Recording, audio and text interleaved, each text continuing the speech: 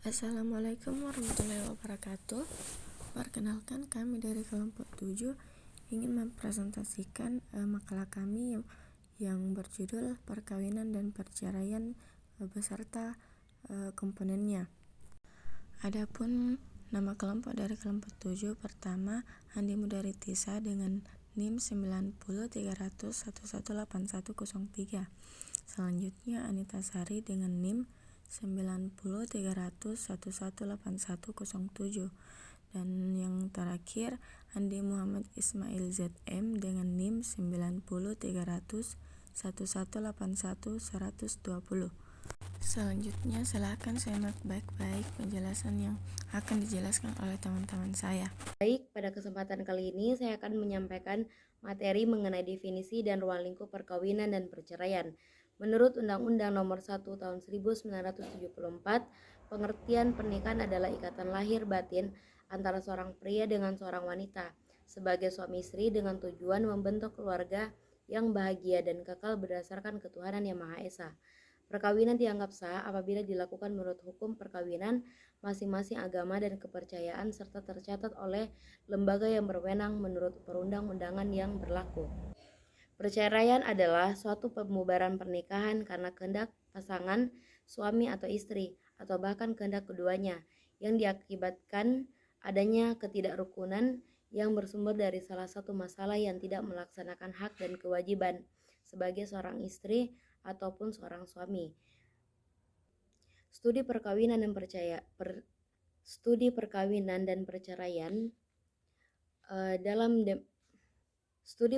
dan perceraian dalam demografi dicakup dalam kajian nuptiality, yang dimana di sini berkaitan dengan frekuensi atau banyaknya perkawinan, karakter pelakunya, dan yang berhubungan dengan berakhirnya perkawinan. Perkawinan dapat dilegalkan melalui hukum agama, sipil maupun hukum lain yang diakui sebagai hukum adat dan kebiasaan. Sumber data perkawinan dan perceraian. Yang pertama, registrasi penduduk, yang dimana di sini pencatatan tentang identitas atau ciri-ciri, status dan kondisi penduduk yang dilaksanakan secara terus-menerus oleh pemerintah melalui tingkat rendah yaitu desa atau kelurahan.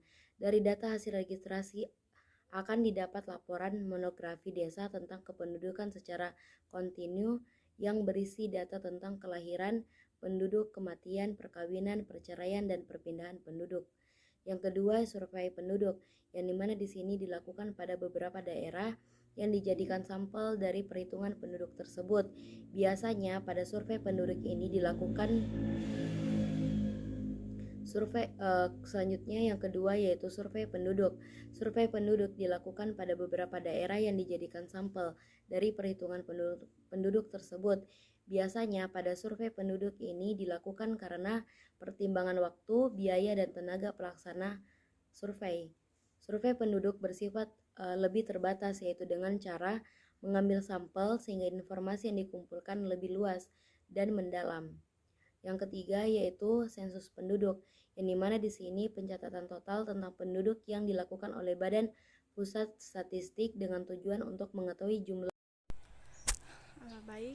Di sini saya akan menjelaskan mengenai ukuran perkawinan dan perceraian. Pertama-tama saya akan menjelaskan ukuran perkawinan terlebih dahulu. Ukuran perkawinan di sini terbagi menjadi 3. Pertama, angka perkawinan kasar, kedua, angka perkawinan umum, dan yang ketiga, angka perkawinan spesifik. Angka perkawinan kasar menunjukkan persentase penduduk yang berstatus kawin terhadap jumlah penduduk keseluruhan pada pertengahan tahun untuk satu tahun tertentu. Adapun rumusnya yaitu M sama dengan M per P dikali 1000. Kemudian yang kedua, angka perkawinan umum. Angka perkawinan umum menunjukkan proporsi penduduk yang berstatus kawin terhadap jumlah penduduk usia 15 tahun ke atas pada pertengahan tahun untuk satu tahun tertentu. Adapun rumusnya yaitu MU sama dengan M per P pangkat 15 dikali 1000. Kemudian yang ketiga, angka perkawinan spesifik, disebut juga angka kelahiran menurut kelompok umur, yaitu angka yang menunjukkan berapa banyaknya penduduk pada suatu umur tertentu. yang berstatus menikah untuk tiap-tiap 1.000 penduduk pada kelompok umur yang sama. Adapun rumusnya yaitu MI pangkat S sama dengan M pangkat SI per PI pangkat S dikali 1.000. Kemudian selanjutnya angka perceraian. Angka perceraian ini dibagi menjadi dua.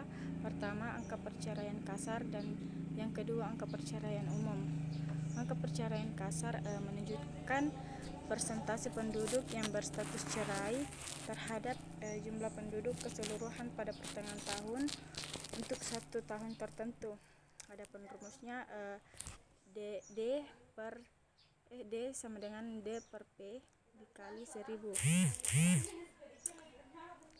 Kemudian yang kedua, angka perceraian umum menunjukkan proporsi penduduk yang berstatus cerai terhadap jumlah penduduk usia 15 tahun ke atas pada pertengahan tahun untuk suatu tahun tertentu.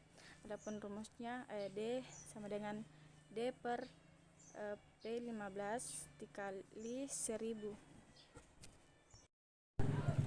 Materi selanjutnya yaitu tren perbedaan dan pola perkawinan yang ada di Indonesia. Indonesia menduduki peringkat kedua di ASEAN dan peringkat ke-8 di dunia untuk kasus perkawinan anak. Diketahui sekitar 22 dari 34 provinsi di Indonesia memiliki angka perkawinan anak yang tinggi dari rata-rata nasional. Terlebih lagi di masa pandemi ini, tren perkawinan anak semakin meningkat. Ini dibuktikan dengan data pada tahun 2019 ada sebanyak 23.126 pemohon dispensasi kawin dan semakin meningkat pada Januari sampai Juni 2020, di mana terdapat 34.000 permohonan dispensasi kawin yang diajukan kepada pengadilan agama dan sebanyak 97% dikabulkan. Merujuk pada Undang-Undang Nomor 1 Tahun 1974 tentang perkawinan yang telah diubah dengan Undang-Undang Nomor 16 Tahun 2019. Pada pasal 7 mengatakan bahwa perkawinan hanya diizinkan apabila pria dan wanita sudah mencapai umur 19 tahun. Dalam hal ini terjadi penyimpangan terhadap ketentuan umur sebagaimana yang dimaksud. Orang tua pihak pria atau orang tua pihak wanita dapat meminta dispensasi kepada pengadilan dengan alasan sangat mendesak, disertai dengan bukti pendukung yang cukup. Masalah fenomena sosial perkawinan usia muda di Indonesia merupakan salah satu fenomena yang banyak terjadi di berbagai wilayah di tanah air, baik di perkotaan maupun di pedesaan. Hal ini menunjukkan kesederhanaan pola pikir masyarakat sehingga fenomena pernikahan usia dini ini masih berulang terus dan terjadi di berbagai wilayah tanah air, baik yang di kota-kota besar maupun di pelosok negeri. Fenomena perkawinan usia muda ini akan berdampak pada kehidupan dan kualitas sumber daya manusia. Baik, Assalamualaikum warahmatullahi wabarakatuh. Perkenalkan, nama saya Andi Muhammad Ismail ZM, NIM 90300118120. Nah, di sini saya akan melanjutkan presentasi makalah dari kelompok kami yang telah dipaparkan sebelumnya oleh teman kelompok saya. Saya akan membahas persoalan perkawinan dan perceraian, determinan dan konsekuensi, dan juga perkembangan hukum perkawinan di Indonesia. Nah, perkawinan dan perceraian, determinan dan konsekuensi. Determinan perkawinan dan perceraian. Determinan perkawinan ditimbulkan karena beberapa faktor, yaitu pertama, pendidikan rendah. Anak yang sudah tidak melanjutkan sekolah cenderung dinikahkan untuk mengurangi beban ekonomi keluarga. Kedua, agama. Menurut agama yang dianut masyarakat setempat, pernikahan dini dilakukan untuk menghindarkan anak dari hal negatif seperti seks pernikahan. Ketiga, lingkungan keluarga, peran dominan dan keputusan keluarga dalam menentukan masa pernikahan. Keempat, pola pikir masyarakat. Pandangan masyarakat bahwa perempuan hanya bertugas sebagai istri di rumah tanpa memperhatikan peran di luar itu. Nah, kemudian determinan perceraian ditimbulkan karena beberapa faktor. Pertama, kepemilikan anak. Hurlok menyatakan perceraian banyak terjadi karena pasangan tidak mempunyai anak. Perbedaan umur suami terhadap istri. Kasim menyatakan bahwa perbedaan usia antara suami istri ketika mereka menikah dapat mempengaruhi tingkat perceraian, terutama ketika selisih umur antara suami dan istri mencapai 10 tahun. Ketiga, usia suami saat menikah. Apriawan tahun 2003 menyatakan bahwa usia suami saat menikah berpengaruh terhadap perceraian. Keempat, jenis pekerjaan suami. Tresia menyebutkan jenis pekerjaan mempengaruhi kecenderungan individu untuk bercerai. Individu yang mempunyai pekerjaan sebagai tenaga profesional dan kepemimpinan mempunyai peluang yang lebih kecil untuk bercerai dibandingkan dengan pekerjaan yang lain. Kelima, kelahiran atau kehamilan pranikah. Hurlak menyebutkan semakin pendek jarak interval antara saat menikah dengan lahirnya anak pertama, maka makin tinggi kemungkinan tingkat perceraiannya. Hal ini disebabkan pasangan tersebut tidak punya cukup waktu untuk menyesuaikan diri dengan situasi berkeluarga. Lebih jauh, Hurlak mengatakan orang terpaksa menikah karena pasangannya telah hamil. Kemungkinan perceraiannya lebih besar terjadi daripada pernikahan biasa. Bagian B, konsekuensi perkawinan dan perceraian. Konsekuensi dari pernikahan yaitu pertama, menerima kurangnya.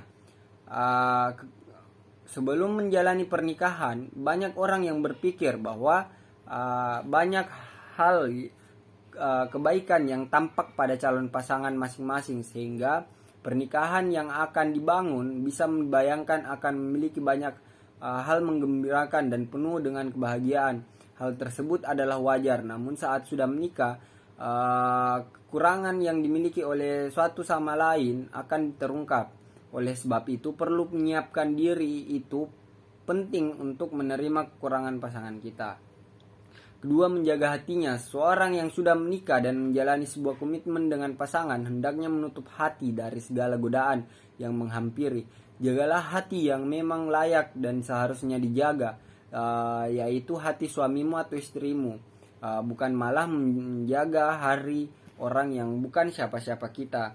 Nah, ketiga, berkurangnya waktu setelah menjalin pernikahan. Mau atau tidak, waktu untuk teman-teman atau bahkan keluarga masing-masing akan berkurang. Masing-masing orang yang sudah menikah akan lebih banyak menghabiskan waktu dengan pasangan. Hal tersebut akan dijalani puluhan tahun ke depan. Konsekuensi dari perceraian yaitu pertama, anak menjadi korban. Kedua, dampak buruk terhadap orang tua. Ketiga, bencana keuangan. Dan empat, masalah pengasuhan anak. Dan terakhir, gangguan emosional. Nah, saya lanjut pada bagian 6 tentang perkembangan hukum perkawinan di Indonesia. Nah, perkawinan ialah ikatan lahir batin antara seorang pria dengan seorang wanita sebagai suami istri dengan tujuan membentuk keluarga yang bahagia dan kekal berdasarkan ketuhanan yang Maha Esa. Demikian bunyi ketentuan pasal 1 Undang-Undang Nomor 1 Tahun 1974 tentang perkawinan. Undang-Undang Nomor 1 Tahun 1974 tentang perkawinan memiliki pertimbangan bahwa sesuai dengan falsafah Pancasila serta cita-cita untuk pembinaan hukum nasional, perlu adanya undang-undang tentang perkawinan yang berlaku bagi semua warga negara. Nah, pasal 1 Undang-Undang Perkawinan dalam penjelasan pasal demi pasal dijelaskan bahwa perkawinan sangat erat hubungannya dengan kerohanian dan agama. Penjelasan pasal Undang-Undang Nomor 1 Tahun 1974 menyebutkan bahwa negara yang berdasarkan Pancasila, di mana sila yang pertamanya ialah ketuhanan yang Maha Esa, maka perkawinan mempunyai hubungan yang erat sekali dengan agama atau kerohanian, sehingga perkawinan bukan saja mempunyai unsur lahir atau jasmani, tetapi unsur batin dan rohani. Juga mempunyai peranan yang penting membentuk keluarga yang bahagia, rapat hubungan dengan keturunan yang pula merupakan tujuan perkawinan. Pemeliharaan dan pendidikan menjadi hak dan kewajiban orang tua. Nah, Undang-Undang Nomor 1 Tahun 1974 tentang perkawinan disahkan di Jakarta oleh Presiden Soeharto pada tanggal 2 Januari 1974. Undang-Undang Nomor 1 Tahun 1974 tentang perkawinan diundangkan oleh Menteri atau Sekretaris Negara Sudarmono SH pada tanggal 2 Januari 1974 di Jakarta. Undang-Undang Nomor 1 Tahun 1974 tentang perkawinan diundangkan dalam Lembaran Negara Republik Indonesia tahun 1974 Nomor 1. Penjelasan atas Undang-Undang Nomor 1 Tahun 1974 tentang perkawinan diundangkan dan ditempatkan dalam pembahasan tambahan Lembaran Negara Republik Indonesia nomor 3019. Undang-Undang Nomor 1 Tahun 1974 tentang perkawinan diubah dengan Undang-Undang Republik Indonesia Nomor 16 Tahun 2019 tentang perubahan atas Undang-Undang Nomor 1 Tahun 1974 tentang perkawinan disahkan Presiden Joko Widodo pada tanggal 14 Oktober 2009 di Jakarta. Undang-Undang Nomor 16 Tahun 2019 tentang perubahan atas Undang-Undang Nomor 1 Tahun 1974 tentang perkawinan mulai berlaku setelah diundangkan PLT Menkumham Cahyo Kumolo pada tanggal 15 Oktober 2019 di Jakarta. Isi dari Undang-Undang Nomor 1 Tahun 1974, perkawinan ialah ikatan lahir batin antara seorang pria dengan seorang wanita sebagai suami istri dalam tujuan membentuk keluarga yang bahagia dan kekal berdasarkan ketuhanan yang Maha Esa. Diubah menjadi pertama, perkawinan hanya diizinkan apabila pria dan wanita sudah mencapai umur 19 tahun. Kedua, dalam hal ini terjadi penyimpangan terhadap ketentuan umur sebagaimana dimaksud pada ayat 1. Orang tua pihak pria dan ataupun orang tua pihak wanita dapat meminta dispensasi kepada pengadilan dengan alasan sangat mendesak disertai bukti-bukti pendukung yang cukup. Nah, ketiga, pemberian dispensasi oleh pengadilan sebagaimana dimaksud pada ayat 2 wajib mendengarkan pendapat kedua belah calon mempelai yang akan melangsungkan perkawinan, ketentuan-ketentuan mengenai keadaan seorang atau kedua orang tua calon mempelai sebagaimana dimaksud dalam pasal 6 ayat 3 dan ayat 4 berlaku juga ketentuan mengenai permintaan dispensasi sebagaimana dimaksud pada ayat 2 dengan tidak mengurangi ketentuan sebagaimana dimaksud dalam pasal 6 ayat 6. Nah, mungkin itu saja presentasi dari saya, kurang lebihnya mohon dimaafkan. Wabillahi taufik wal hidayah. Wassalamualaikum warahmatullahi wabarakatuh. Itulah tadi video presentasi yang ditampilkan oleh kelompok 7. Kurang dan lebihnya mohon dimaafkan. Wassalamualaikum warahmatullahi wabarakatuh.